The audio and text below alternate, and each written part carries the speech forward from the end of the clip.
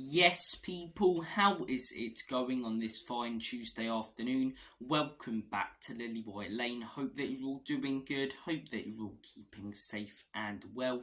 And in the words of Alan Partridge, I hope that you're all having a really good Tuesday, wherever you are in the world, and whatever you are planning to get up to today. And you are all very welcome along to your latest and your greatest Tottenham Hotspur transfer news and news in general, which is what we're going to be discussing in today's video. I do apologise about the lack of news videos and transfer news videos over the last few weeks since the January window ended, but I'm not going to beat around the bush. There hasn't been a lot of news or transfer news to discuss. I'm not going to be one of these channels that puts out a clickbait video about Ronaldo being linked to Spurs every couple of days purely for views. When I report news, I want it to be substantial and I want it to come from credible sources. So we have got a few pieces of news I do want to discuss in today's video, and the first one is about Heung-min Son. Reportedly this morning, Paul O'Keefe has come out and stated that talks have already taken place between Spurs and Heung-min Son about the potential of a new contract, and they have been positive talks. No news yet about how long this contract could be or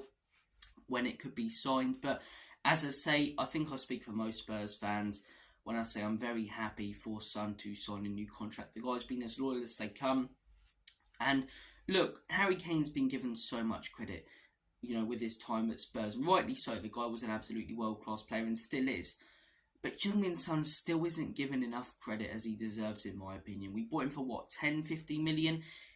He's been an £100 million player, probably more over the last few years, consistently brilliant. Had one off-season last season. And as I say, he's just been so good for us, so consistently brilliant, steps up in big games. That Champions League season, both of those Manchester City games, Heung-min Son was outstanding. We didn't have him playing in those games. We go out of that Champions League season where we got to the final in the quarters to Manchester City. He's been outstanding since he joined us, I believe, in 2015, and I'd be very open to him signing a new contract. Now, look, there is the argument that some people will come up with that he's not getting any younger. He's nearly 32, as I say, 31, 32, I believe. And look, I do understand that argument. I do. But at the same time, look at Karim Benzema. Always a very good player at Real Madrid, slightly overshadowed probably by Bale and Ronaldo. He hit the prime of his career at the age of 34. 34 and 35, the last couple of seasons before he joined Al Ittihad and was at Real Madrid. The guy was in the prime of his career, I'd argue. He's been at his best as he's gotten older. Thiago Silva has still been consistently good, and he's nearly 40. You're seeing more and more players get older, but still be able to produce as good performances as they used to, and some better. So age for me right now isn't a worry. The only worry about players getting older is their lack of fitness, and we don't have to worry about that with Heung-min Son.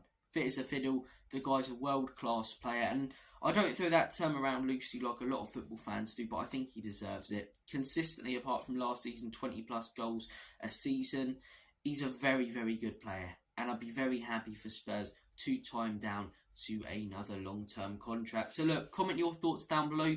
You might not want Spurs to have Son sign a new contract. You might want a new player, but for me, as I say, love Sonny and would love to have him at the club for a longer period of time. The next piece of news, I've been holding off on this one because it's come out from a few, sources I've not been too sure about over the last few weeks, but now more and more sources are reporting it. It's gathering some pace, and it is some transfer news. Pedro Neto is being heavily linked with a move to Tottenham Hotspur in the summer, and it's reported by many journalists and sources that Spurs really like Pedro Neto, and this is a signing that I would absolutely love. I think the guy's a versatile player. I think he's constantly and consistently a dangerous player for Wolves.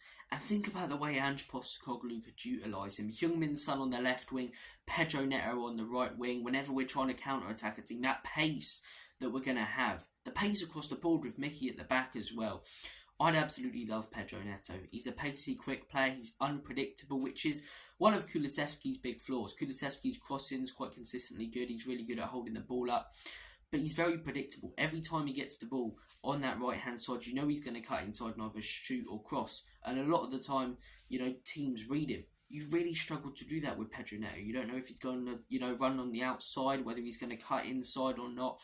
He's a very unpredictable, dangerous player. A player who wing-backs and centre-backs do not want to come up against. Look at his goal the other week against Manchester United, as I say. perfect example, running at you. They don't know whether he's going to, continue his run or cut inside and have a shot. Whereas with Kulusevski, as I say, he's great holding the ball up, but once he gets into that final third, he's quite predictable and quite easy to read.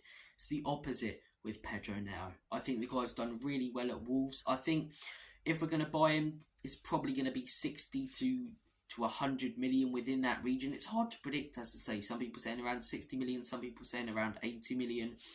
A couple of years ago, Arsenal were very interested. I wouldn't be surprised if we try and go in for him in the summer if they get their interest back in the player. But yeah, I'd be very, very open to Pedro Neto. I think he offers more quality in that team.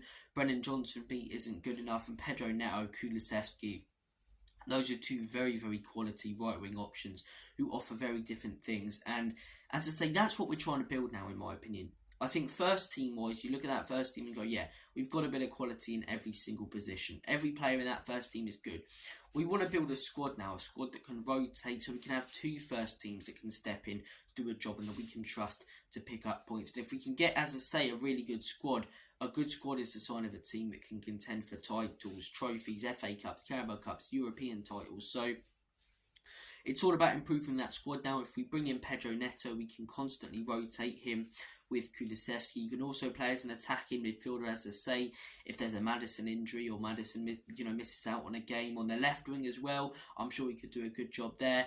This is a signing I would be very, very open to. I want to hear your guys' thoughts and opinions on Pedro Neto. Would you like him at the club, or would you prefer someone else? And the final piece of transfer news we are going to discuss, there's been a lot about Pedro Neto that's gathering pace. There's also been a lot about Raphinha that's been gathering pace. Spurs were heavily linked with Raphinha last summer and the summer beforehand. We didn't end up getting him. He went to Barcelona. He's done all right at Barcelona.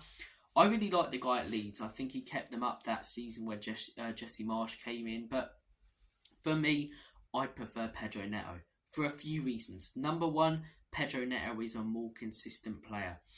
Raphinha, as I say, can step up with a worldie, but can also have a really poor game. And I think if he came to the Premier League, even though he did it with Leeds, I would be slightly worried about that Anthony syndrome. As I say, too skillful, sometimes tries to do too much. I think he fits into that Barca system quite well. I don't think he'd fit into our system as well as a player like Pedro Neto would. And another thing for me, as I say, Premier League proven. And I can already hear you guys. He did it at Leeds. He kept them up, yes. But the Premier League's adapting and changing every single year and becoming more physical. Pedro Neto's been in the Premier League most of his career. And for me, as I say, he would just slot into our team more than Raphinha. He offers pace. He also, offers a lot of unpredictability. He's quite a skillful player, but he's not someone who's going to start doing rainbow flicks across the pitch for the sake of it, which Raphinha sometimes does. So for me, I'd prefer Pedro Neto. Raphinha, if we get them both, Bob's your uncle. I ain't complaining, do you know what I mean? But look, I want to hear your guys' thoughts and opinions. Would you like Raphinha? Would you like Neto? Would you like Sonny to sign a new contract? Or would you be against any of them or all three? Comment your thoughts and opinions down below. Thank you for watching this video. Take care. All the best. Have a smashing rest of your day. And as always, come on you Spurs. Enoch and Levy out. In Big Ange, we trust.